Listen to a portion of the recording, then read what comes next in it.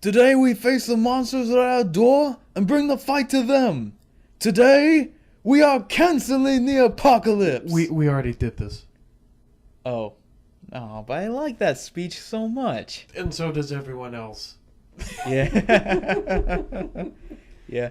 So, hi, welcome to End Credit Reviews on episode of After the Credits on End Credit Reviews. This is Tyler from End Credit Reviews. And Steven from Steven Lawson Studios.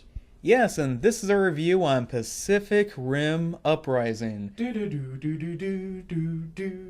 But this time it's like kind of jumbled up kind of version. Yeah. Where it's, kind of watered down soundtrack we kind of notice. Right. But anyway, if you want to see a review on the first Pacific Rim movie, you can click on the link in the description below, as well as my top 10 favorite giant monster movies, and maybe I'll show in a kind of playlist for my review on other giant monster movies and just monster movies in general.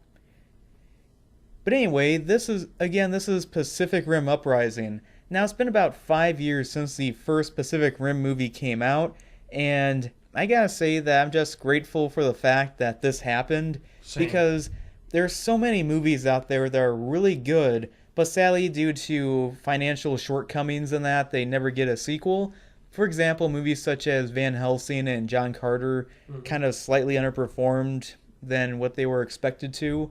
But sadly, we get crap like Sherlock Gnomes.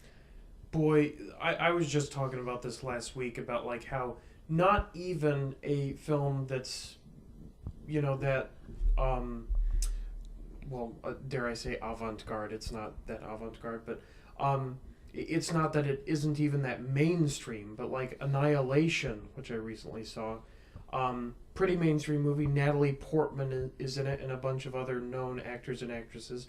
Nope, let's have Sherlock Gnomes and like Peter Rabbit and a bunch of other hot garbage dumpster fires that aren't making money. I know, even the comment section for the trailer for Peter Rabbit called it cringe the movie. Seriously, I mean, I swear, there are so many movies nowadays that are made, it's like, this looks like a Family Guy skit, or better yet, it looks like a parody trailer from Tropic Thunder.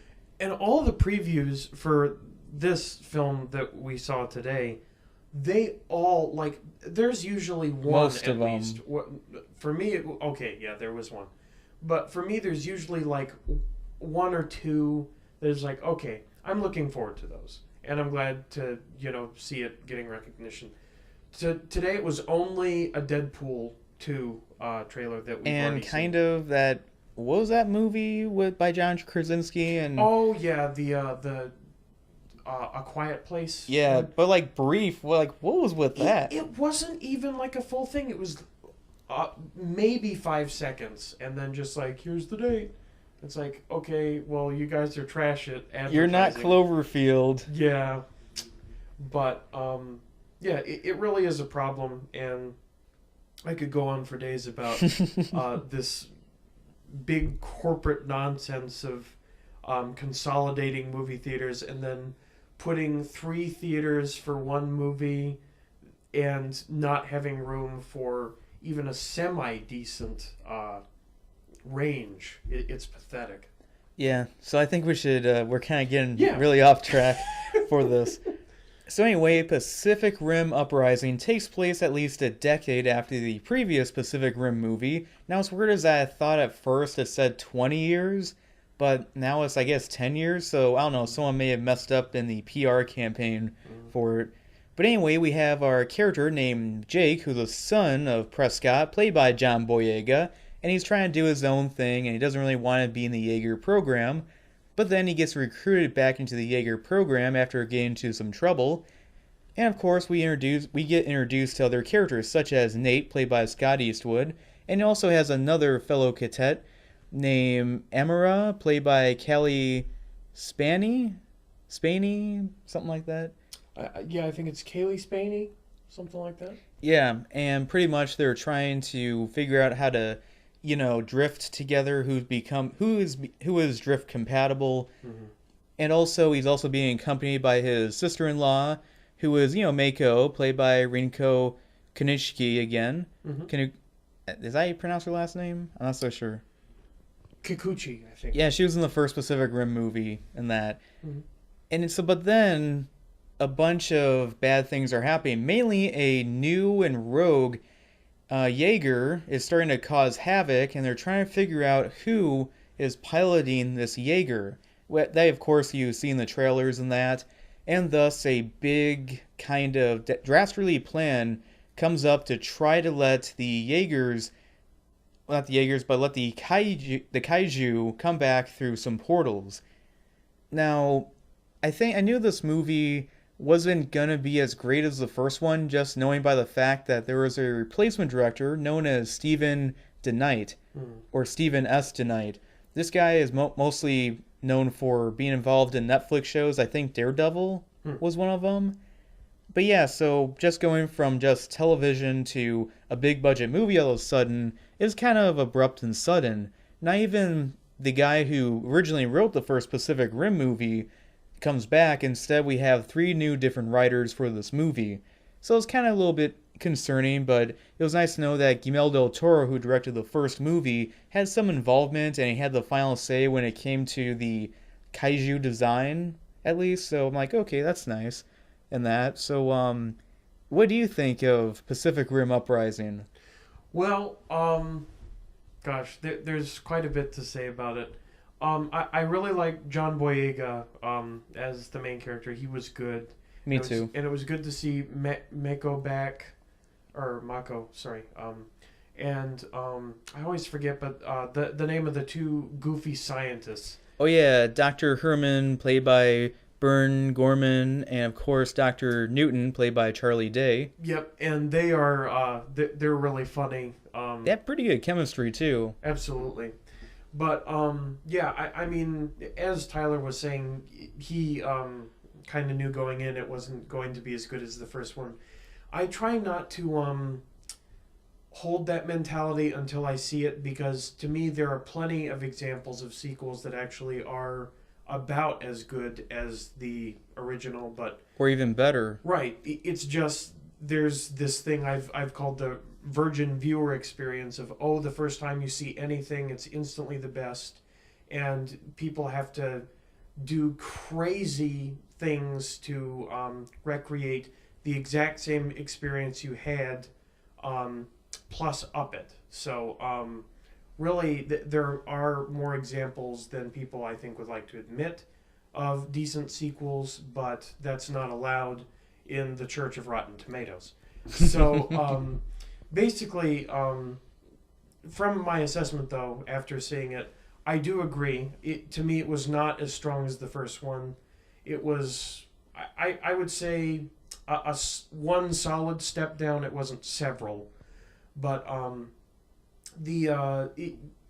one thing is, like, in the first one, I did feel like, okay, too much of this is riding on Gypsy Danger and Striker Eureka. And Striker Eureka, which, relatively speaking, compared to the other Jaegers, were kind of, I guess, smaller fries in terms of like Cherno Alpha and Crimson Typhoon. Right, and to me, it seemed a little kind of unbelievable that those two could do it on their own. Like, to me, the Russian one seemed like the tank, if anything. But in any case, that's getting a little sidetracked.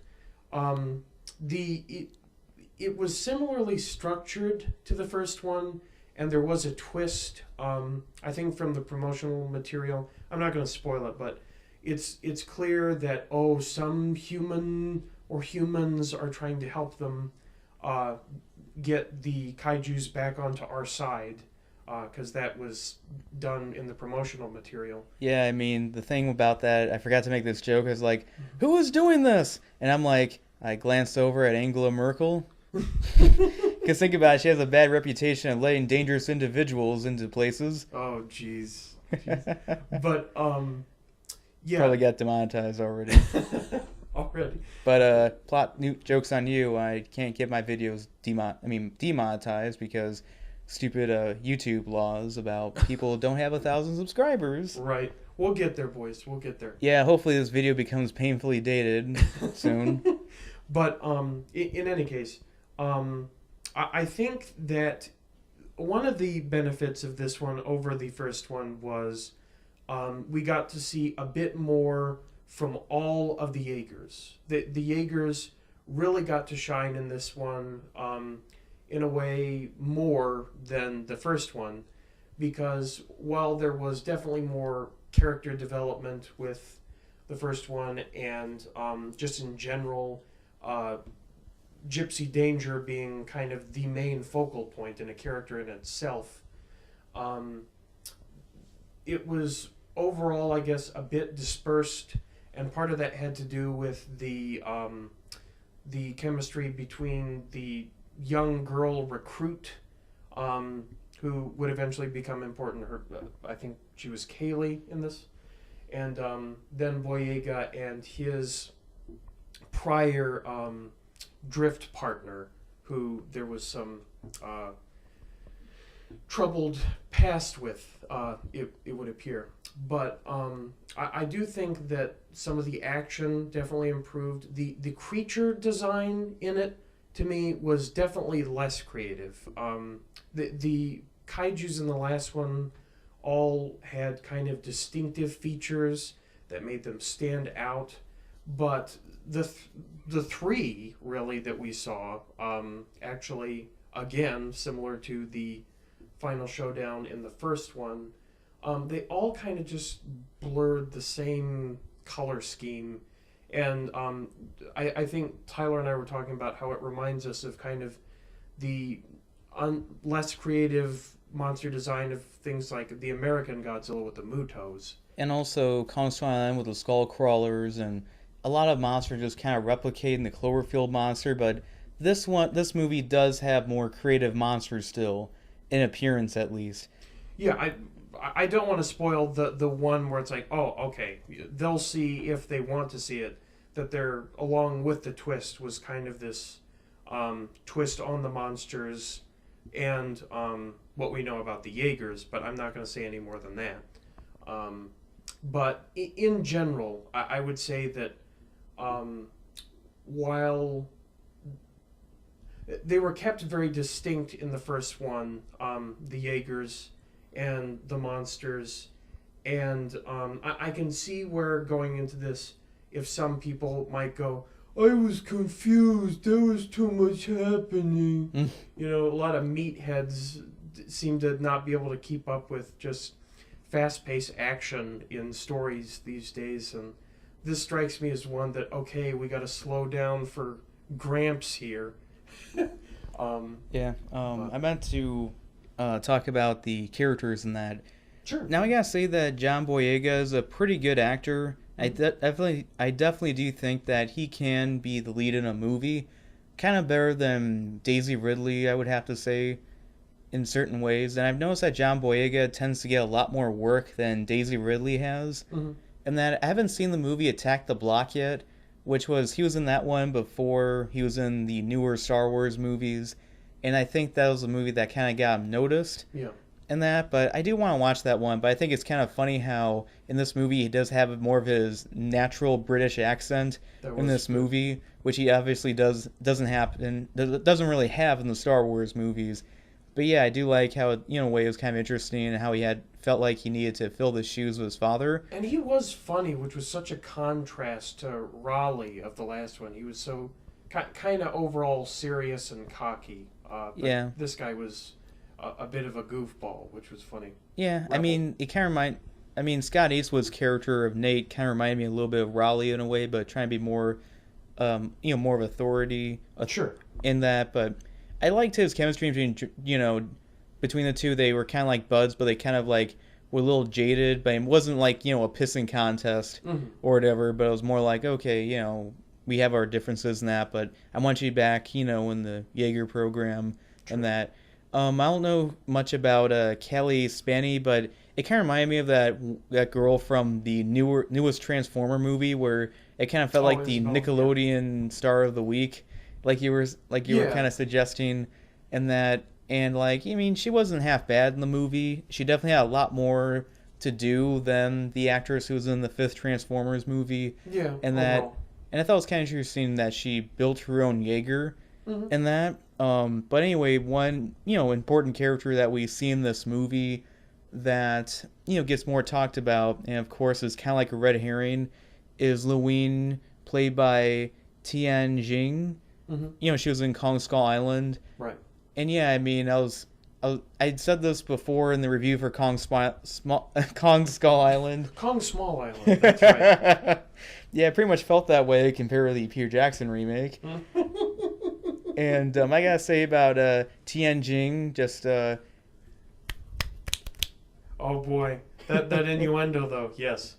yeah, pretty much what you do when you see Gal Gadot as Wonder Woman. Yes, when I see Boubet, I must lay down respect. Yeah, no, I know that. All right, so back on track, I did like how she was in a way kind of strict, but later became more grounded and kind of down to earth, and also kind of hotter too as time progressed. But anyway, speaking of Asian ladies, I like how Mako does return in this movie, or Mako returns in this movie. It's kind of weird seeing her without the blue highlights in a way, but I was kind of mildly disappointed that they didn't really mention Rowley, like what happened to his character. I was too. That was so random that they didn't even acknowledge it. Yeah, no, I mean, I did like this brief moment where they go to this memorial. We see, Stacker, Prescott, and also we have the people who are piloting, like, Cherno Alpha and Crimson Typhoon. Mm-hmm. But what's kind of weird is that on Wikipedia, that actress who played one of the pilots of Cherno Alpha said that her next movie is Pacific Rim Uprising. I'm like, wait, what? I thought she died. But apparently, she's just credited just as her image right there. I'm like, okay, that's what they were talking about. Right. Just R.I.P. Rippin' pepperoni. Well, it was more convincing than John Boyega's character's Photoshop younger self. That was so bad. I couldn't believe it. Yes, they really had just this picture of like, this is me with my dad and my sister. In-law. And, yeah, in-law. And it shows clearly Idris Elba. Idris Elba. I can't remember his name in the film, but him with Mako, which was probably a real photograph by how it looked. And then just this shamelessly grainy John Boyega with the shit-eating grin on his face, like terribly photoshopped in. I could have done better in like 2 minutes at making that look more convincing. So, man, that was pretty hilarious / questionable that they left that in there, but I guess the second place one was a whole like hey ho, ho, ho, ho, video that played during that takeoff. They had Mr. Trollolo shout out to 2014 playing in this movie, just when the Jaegers were taking off, as Tyler said, like Optimus Prime going into space in the fourth Transformers. Yeah, no, it's kind of like they explain like, well, my mother played this, calms me. Yeah. But it was kind of funny. And then later, I mean, that was the Jaeger that was for like the punchline stuff. In fact, he even was like, yeah, take that, Kaiju, and then it gave middle fingers. It did. And I'm like, this is what Pacific Rim has to say to grown-ups too. Exactly. And anyone who would go see that, or Despicable Me, or just in general the U.S. film-going audience that allowed Pacific Rim to not do well in the U.S., those people deserve those big giant middle fingers pointed right at them. I can't wait for that GIF or GIF, whatever it's called, to be made, and so I'll probably use that a lot. Mm-hmm. Yeah, that's pretty. Absolutely. It was kind of like out of nowhere, like, did I just see that? But it was kind of funny. But speaking of Jaegers and that, I think Steve and I agree that one of the best moments in the movie is when we see Gypsy Avenger versus another kind of Jaeger. Absolutely, I'd say that was hands down the best overall part / fight of the whole thing. So. Yeah, the effects look the best during that part too, I would have to say. Mm-hmm. I mean, I like how they show like the blade stuff, and they're fighting in the Arctic, and they're falling. Like, this is pretty cool. Mm-hmm. I like this. And then also when they're fighting all those kaijus in Tokyo, Japan, I'm surprised Godzilla didn't show up and like, not in my house. Not in my house. Yeah, Yeah, and exactly. yeah, I just love how there's so much destruction. I mean, Man of Steel's got nothing on this movie compared to all the destruction that happens in the city. Seriously. And it's not DC, so people won't complain about it. And I love how they're purposely like wrecking buildings just to get like a weapon ready. And it's like Right. you probably killed 20 people during that just brief moment. Easily. Yeah. And yeah, I mean, oh yeah, there's a part that both of us like recognize and we both liked. We see a statue of like a Gundam. Yeah, in Japan. There's a battle that takes place in Japan, and there really are statues for Gundams, Transformers, and various other things in Japan to various pop cultural icons, including giant robots. So the fact that that was in there, I practically yelped with joy that they acknowledged that. That was so cool. Yeah, I mean, some of our friends would like tip their hat to that Yep. kind of brief reference. Or spill a liquid from an orifice. That's we'll put it that way. But Yeah, the I did like the kind of designs on the kaiju in a way, even though they weren't as distinct as they were in the first movie. But yeah, it was interesting how they're like, oh, a bunch of like these big category stuff. And I like how they were just fighting like all these Jaegers. It wasn't just like one at a time. It was more like all out, pretty much fighting. Yeah. We saw one like Gypsy Avenger, but we also have something Athena with the sword, and we see something Titan with this big like mace, and the other one that had just like a whip in that. I'm like, yeah, that's probably the last Jaeger I would pick to pilot. Because they face it, people, the whip was never really designed for a killing weapon. right. Okay, I mean, it'd be funny if that Jaeger was piloted by some like redneck guy. Yeah. I feel like it would have a big hay hat and a like suspenders and a big rifle if it was a redneck.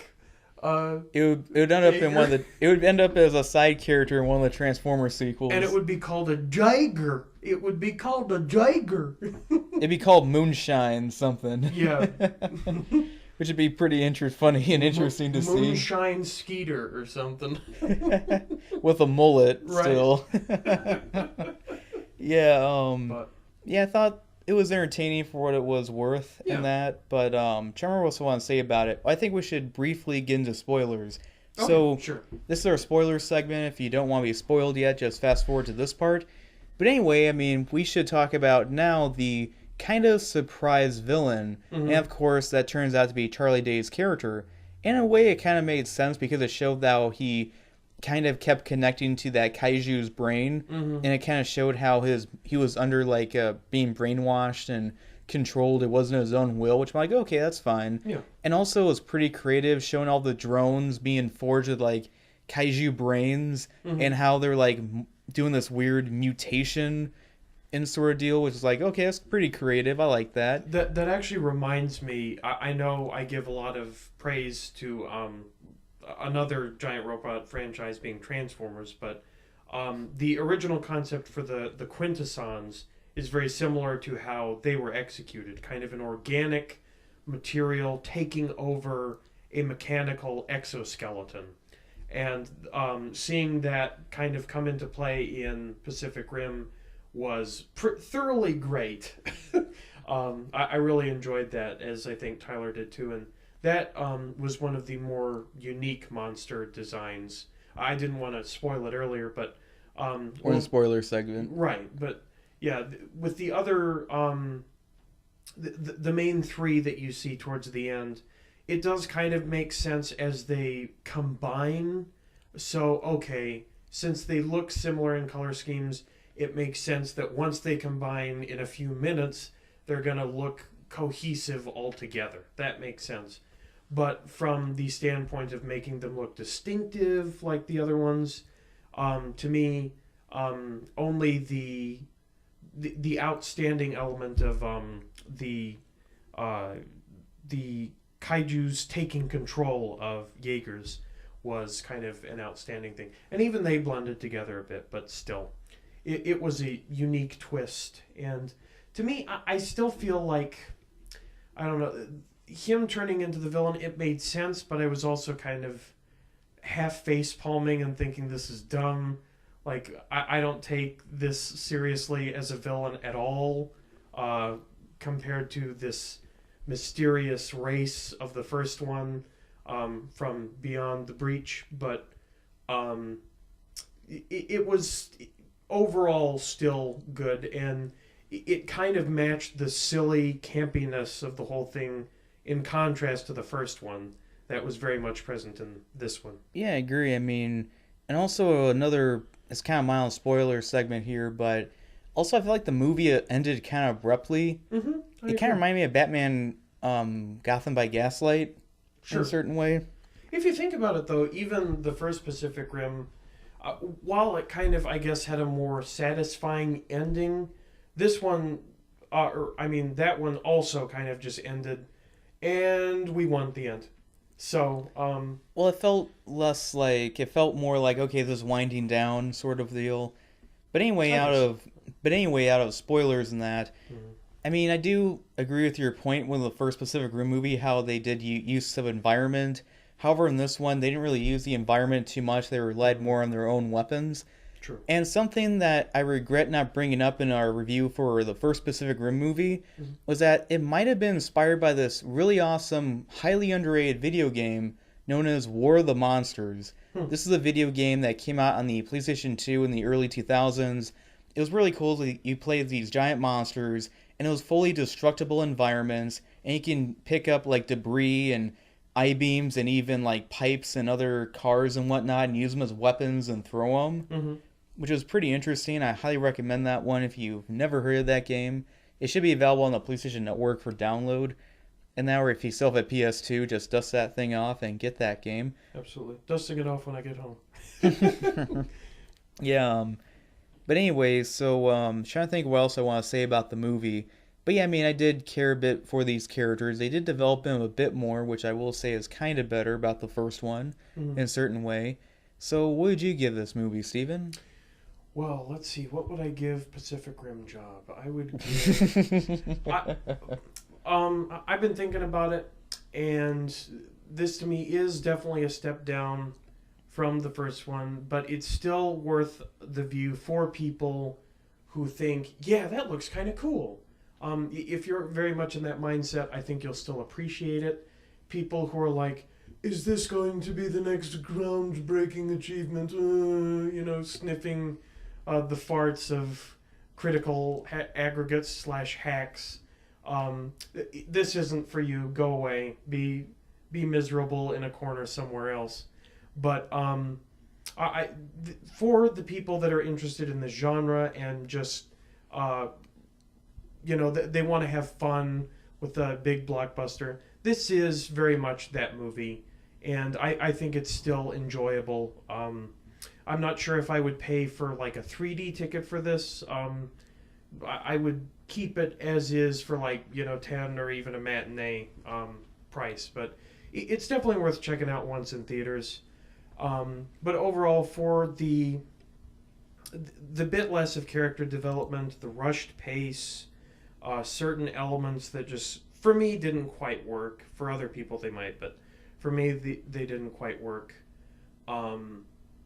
I would overall say that somewhere in the area of a 78 to a 79% is what I'd give this. A good solid 6 to 8% below the prior installment, but some of the foundation is still there that works for it. So Okay. I mean, I'm just grateful for the fact that a sequel happened for this movie, Same. just to piss off Adam Sandler. Just a side note that I did like the characters. I felt like the one thing this movie did better than the first one was that the other Jaeger pilots were a bit more developed. Same. That the first one was kind of lacking on, but also I felt like, yeah, the movie kind of felt a little bit short and kind of rushed at times, and some of the directing and cinematography at times were a little bit questionable and such, and some of the complaints that people had, like, oh, they're moving too fast. Well, it takes place like about a decade into the future, so it kind of makes sense they would kind of improve upon the technology of these like Jaeger pilots and that. Mm-hmm. It was nice to see some of the cast members from the first movie come back. I did care a little bit more, about the newer characters that they were introducing and such. The action was pretty good for what they had, especially the Jaeger versus Jaeger kind of fight and that. And also, it was pretty fun seeing them fight a bunch of kaijus and that. It's always fun to see that sort of thing, especially in the capital of it, Tokyo, Japan. Mm-hmm. And that. Yeah, I made sorry to interrupt, but I even made a joke when Japan was being invaded by one of the kaijus, and they were freaking out, and I just said to Tyler, "Aren't you used to this by now?" Yeah, no, they should react to this like it's like a sudden rainstorm came and like, this again. Right. Like, I bet real estate there is like dirt cheap. Amen. In those kind of universes, like anything about the Pacific Rim coastline. True. And that. But yeah, I do think that this one, in a way, I think I kind of go back and forth on it, and it might dethrone, Black Panther at the box office, but there's still those kind of people who are like, no, Wakanda forever, kind of mindset, Marvel dick writers to the very end. Mm-hmm. And so with Pacific Rim Uprising, I would give it about 2.5 to 3 stars out of 4. Okay, yeah, I think for you that might be a little of a broad range, but I know as time goes on, you might settle more on a definitive score, because things can get better or worse with time. Yeah, I definitely agree with that. I kind of stated that a few times, but anyway, I think I want to take this moment to briefly apologize for the first Pacific Rim movie where I accidentally called kaijus Jaegers, like I've even pointed out in the text and that, like I messed up completely. But then again, Steven kind of accidentally called the Iron Giant Iron Man. Did I do that? I think so. I wouldn't be surprised. I know one of my common things that I try so hard not to do, but I always do it, is I call Carrie Fisher, and I had to pause just to make sure I was saying it right, Cary Grant. I don't know why, but I always say Cary Grant when I mean Carrie Fisher. Well, it's not as bad as when he accidentally called Peter Jackson Percy Jackson. I did. I really did. Yep. So. Yeah, no, so. To err is human, I suppose. Yeah, okay. So this is Tyler from Incredible Reviews. And Steven from Steven Lawson Studios. And we hope you enjoyed this episode of After the Credits on Incredible Reviews, and we hope to make a lot more in the future. Please like and subscribe.